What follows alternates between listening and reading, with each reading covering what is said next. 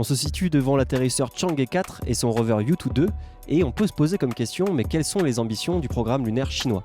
Alors Chang'e 4, c'est une mission historique parce que c'est la première fois qu'un atterrisseur se pose sur la face cachée de la Lune.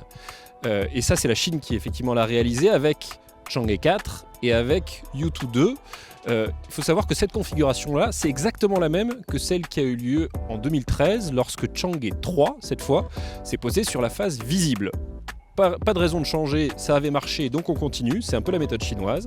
Et donc là, on reprend les mêmes éléments et on va se poser sur un endroit beaucoup plus difficile, à peu près donc une zone qui s'appelle le bassin Aitken, qui est un endroit qui est intéressant, notamment d'un point de vue géologique sur la Lune.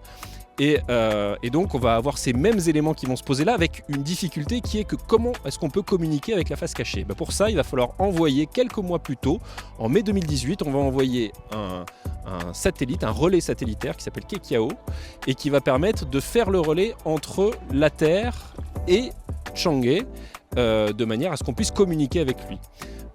Et ça, donc c'est un exploit à l'époque. On est en 2019, le 3 janvier 2019, lorsque Chang'e 4 se pose sur la Lune. Ça va réveiller un peu les Américains aussi, puisque derrière, ils vont prendre conscience à quel point la Chine a de grandes capacités. Elle devient une puissance spatiale très importante. Ça va probablement un peu bousculer d'ailleurs les Américains, et donc ça va faire que le programme Artemis va être lancé quelques mois plus tard. Toujours est-il que ça lance véritablement les ambitions chinoises.